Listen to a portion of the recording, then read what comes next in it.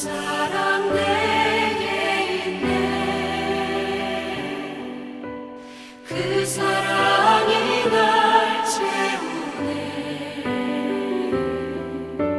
주는 내게 있네.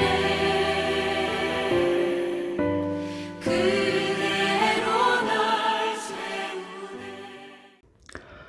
성경의 숲을 걷다. 오늘은 신명기 29장입니다.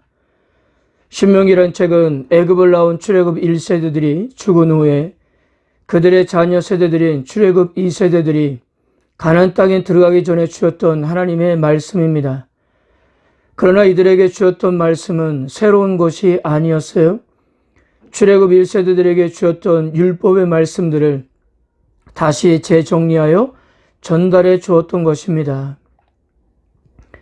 하나님께서 출애굽 1세대들에게 율법을 주었을 때는 거의 40년의 세월이 지났습니다. 이 세월 동안 출애굽 1세대는 광야에서 생을 마감했고요.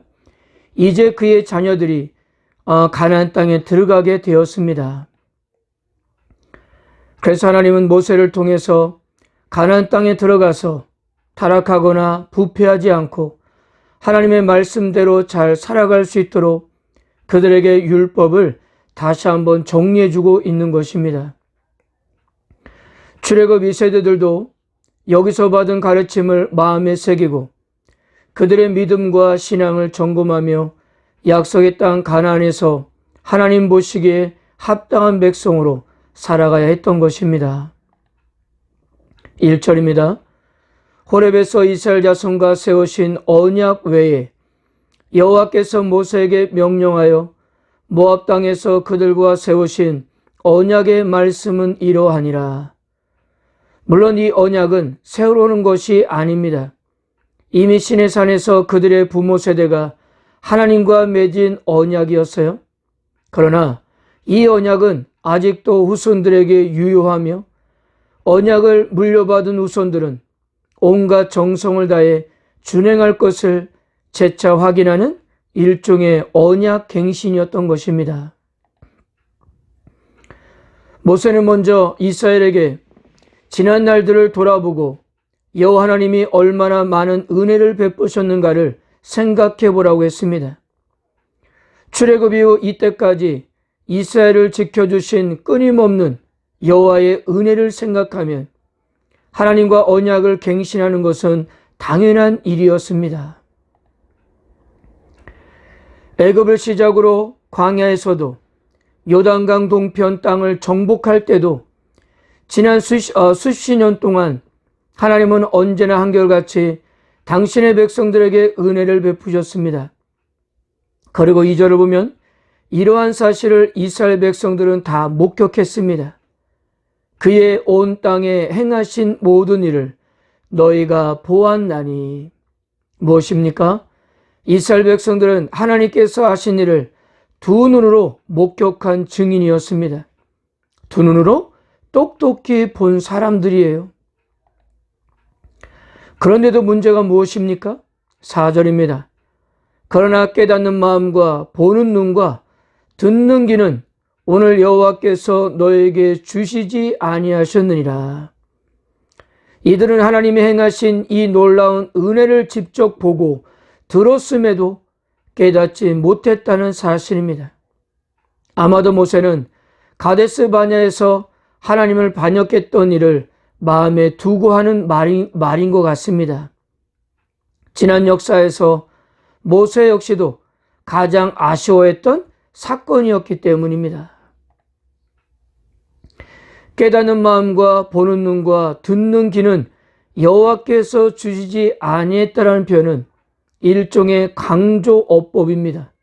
즉 보면서도 보지 못했고 들으면서도 듣지 못했고 얼마든지 깨달을 수 있었음에도 깨닫지 못했다는 것은 이스라엘의 무감각을 지적하는 히브리식 표현인 것입니다. 애굽 여정, 광야 인도, 시온과 옥에 대한 승리, 즉 지난 40년 동안의 광야 생활은 여호와 하나님에 대한 의존과 복종을 배우는 훈련의 시간이었고 무엇보다도 하나님께서 모든 것을 책임져 주시는 은혜의 시간이었음에도 불구하고 보는 눈과 듣는 귀가 없고 깨닫는 마음이 없었던 그들에게는 그냥 단순히 힘든 시간에 불과했던 것입니다. 그래서 이들이 하나님께 할 수 있었던 것은 감사와 찬양이 아니라 언제나 불평이었고 원망이었던 것입니다. 그러므로 모압 평지에서 언약을 갱신하는 출애굽 2세대들이 해야 할 것은 다른 것이 아니었습니다. 이것은 출애굽 1세대에게도 한결같이 강조했던 말씀이에요. 9절입니다. 그러즉 너희는 이 언약의 말씀을 지켜 행하라. 그리하면 너희가 하는 모든 일이 형통하리라. 어떤 크고 특별한 일이 아니었습니다. 지극히 단순한 것인데 바로 언약의 말씀을 지키는 거였어요. 말씀을 순종하는 것이었고 말씀을 삶에 새기는 거였습니다. 그럴 때 출애굽 2세대들도 형통한 삶을 살 수 있었기 때문이었습니다. 그리고 이렇게 언약의 말씀에 동참하는 것은 어느 누구도 열애가 되면 안 되었습니다.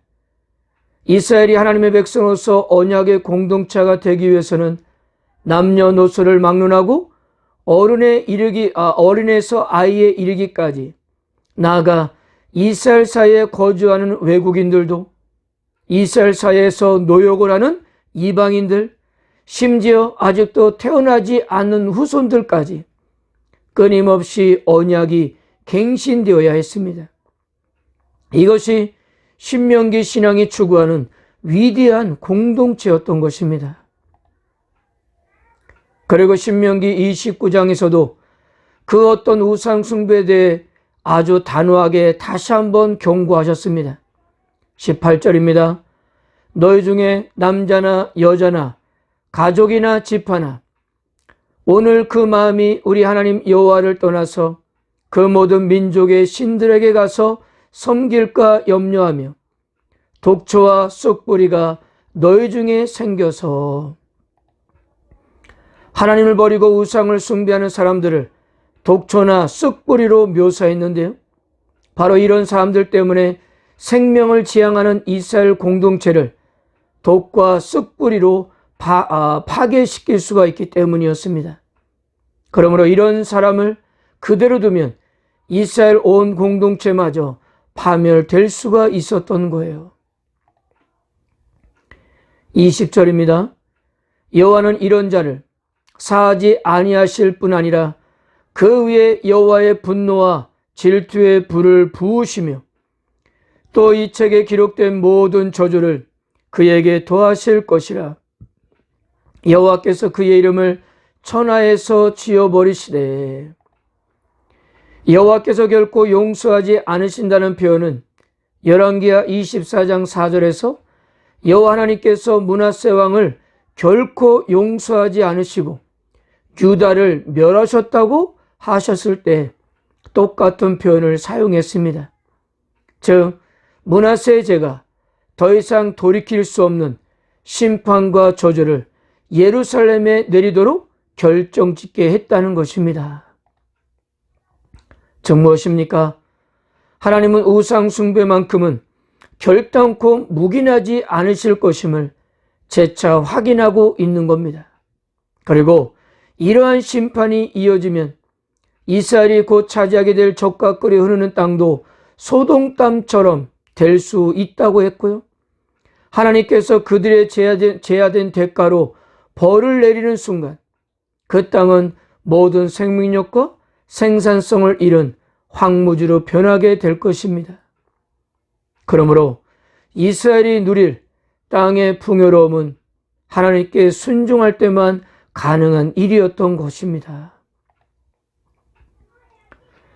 지금 출애굽 2세대들은 이제 곧 가나안 땅에 들어갈 것입니다. 이스라엘 백성들은 지금 이 순간 언약에 순종하는 조건으로 약속의 땅으로 들어가려고 합니다. 그런데 만약에 하나님과 언약을 버리고 우상을 따른다면 그 땅에서 더 이상 살 수 없을 것이며 결국 땅을 빼앗기는 결과를 초래하게 될 것이었어요. 자, 이것을 하나님께서 얼마나 싫어하실지에 대해서 하나님의 분노하심을 여러 가지로 묘사했습니다. 여호와의 분노와 질투의 불이다. 맹렬하게 노하심, 진노와 격분과 크게 통한하심.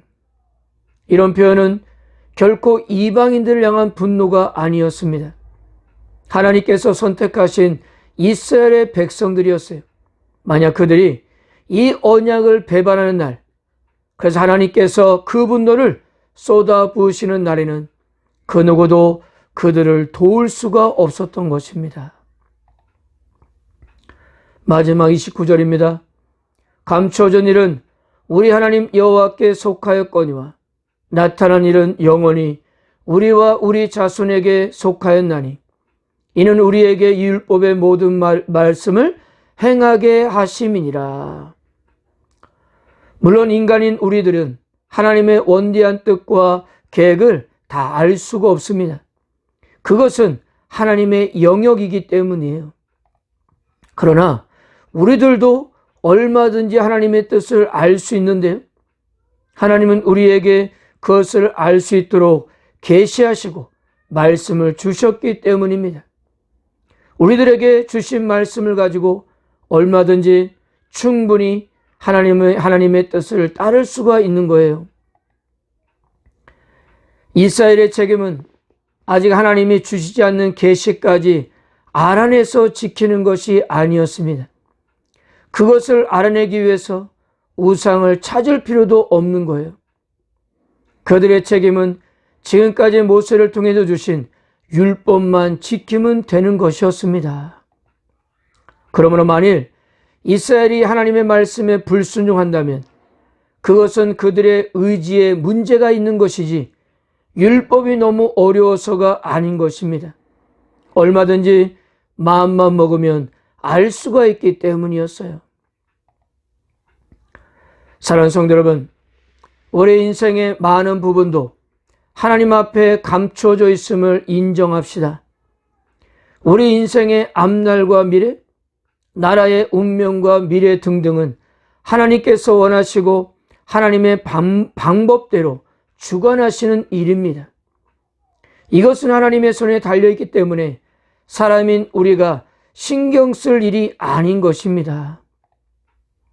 그런데도 자꾸 하나님이 주관하시는 감추어진 일에 관심을 기울이게 되면 우리는 엉뚱한 것을 찾을 수밖에 없고 우리의 신앙은 실패할 수밖에 없다는 사실입니다.